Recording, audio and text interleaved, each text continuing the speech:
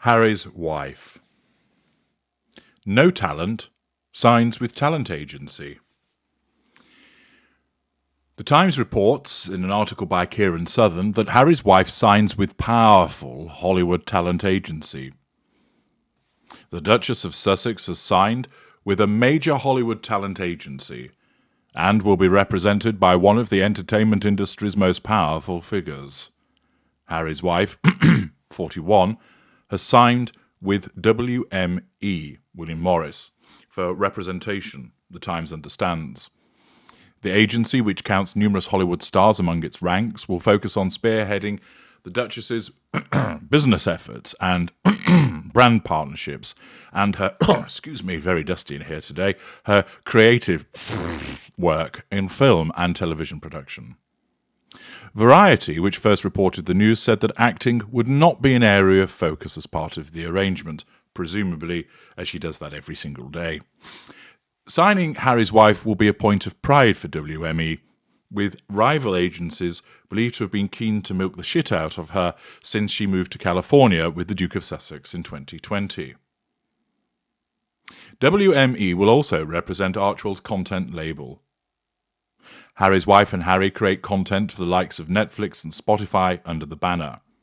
Her team at WME will be led by Ari Emanuel, chief executive of Endeavour, the company that owns the talent agency. Emanuel, 62, is one of the most powerful figures in Hollywood and was the best paid executive in town in 2021 with the package valued at $308 million. He is also politically connected. His brother is Rahm Emanuel, a former Democratic congressman who was White House Chief of Staff under Barack Obama and served as mayor of Chicago between 2011 and 2019. Rahm, 63, is now ambassador to Japan. Also on the team representing Harry's wife is Brad Slater, who has worked with Dwayne "The Rock" Johnson and Serena Williams' longtime agent Jill Smoller, who attended Harry and Harry's wife's wedding. Harry's wife was an actress before she married into the royal family. She played Rachel Zane in the legal drama Suits, but gave up her acting career upon marrying Harry, just in case there's one person in an Amazonian tribe who didn't know that. Well. What's all this about, then? Narcissist seeks representation, gets representation. But there's more to this than meets the eye. First of all, you might wonder, why on earth would an agency such as WME, a big hitter, want to involve itself with Miss No Talent? Well, part of it, of course, is bragging rights of seeing off other agencies, but that's only going to be of use if you can get something out of her. And one imagines that they may well have wanted her to pay up front in relation to representing her. If so, money for old rope. But more likely, the involvement is because Oprah Winfrey and Tyler Perry use WME, and once again, those individuals will have had some involvement in causing this representation to take place. The fact is, it's going to be rather difficult for them to make this work. Not because of their lack of ability, not because of the agency's lack of connections, not because of their lack of clout. No, but quite simply, they have a very difficult client. They have a very difficult client in two respects. One, she has no talent. Two, because she's a narcissist, she will cause a fuss. When they make certain suggestions that don't accord with her worldview, she will kick off. When they suggest, we've got you these things, she will see them as below her, because she believes that she should be on the same level as Julia Roberts and Gwyneth Paltrow. The fact is, you're looking at an individual whose talent is what? Using men to clamber up in society and life. Speeches, boring. Politics, can't make it. Presenter, broadcaster, nothing interesting to say. Writer, no. We've seen the produce there. Crap. She has no actual talent. Her philanthropy is just jumping bandwagon to bandwagon. Furthermore, the level of dislike for her or disinterest is at an all-time high. As usual, it's a situation of you can't polish a turd, but you can cover it in glitter. And that's what they will appear to try and do here. But first of all, they've got a load of talentless nonsense to try and do something with, which is basically trying to fight with one hand tied behind your back. And secondly, she's just going to be so awkward. And I can see that this would last 2 to 3 years at best, in the way that there was the fallout with Sunshine Sachs. Here, there'll be a further fallout. And basically, WME is bigger than her and will ultimately say, the relationship is at an end. It'll end because they don't have much to work with, and she will repeatedly, through her ignitions of fury, be difficult to deal with. And ultimately, through her narcissism, will repeatedly cause collateral consequences which will cause the agency to think this really isn't worth it. Now, some of you might be wondering to yourselves, why on earth does she think that this is going to work?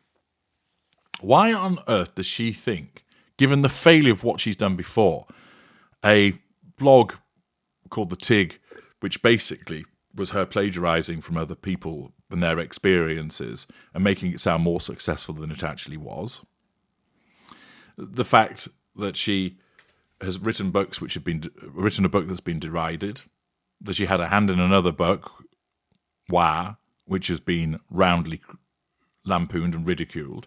She's a subject of ridicule on a regular basis. The royal family is something that's not going to work for her anymore because of her behaviour. So why is it that she thinks that notwithstanding her repeated failures, that this time it's going to succeed? Well, this is one of the advantages of being a narcissist. Namely, setbacks aren't setbacks. They're mere blips that are somebody else's fault. She does not sit there and think, I'm a talentless, bronzed-up nobody who's only known about because I managed to ensnare with my punani a dim-witted ginger. I've done pretty well getting the money that I have. Perhaps I'd just better stay and remain quiet and quit while I'm ahead.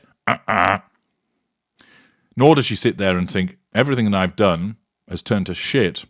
It's my Sadim touch, the reverse of the Midas touch. Maybe I'll stop trying now because nothing has worked in the past. Her narcissism basically is like that coach in the corner with that boxer who's rope-a-dope. You can do this, you just need to slug your way through it. You're the best, you can achieve, you can win, you can do this.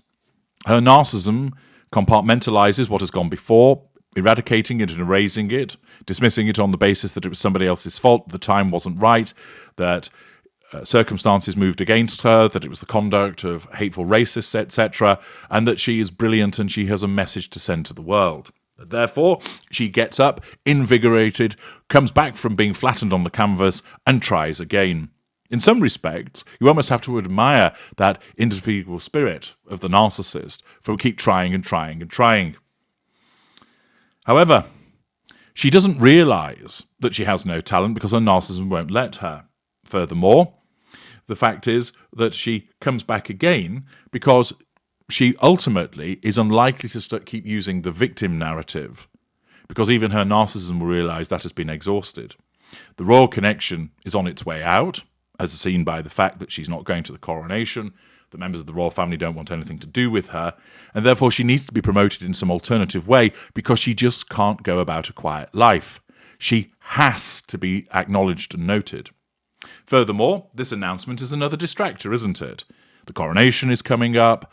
Her family are going to be revealing things about her, as mentioned in parts passim. Accordingly, she needs to bring attention back onto her, and this is another announcement by way of a distractor joining that lengthening list that I've referred to before.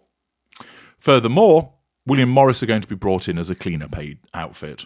There are so many shitfests that have gone on, notably in relation to the Shitflix docu-series, the revelations and disclosures that have come from Wah, the failure of being able to attend the coronation, the South Park lampooning, etc.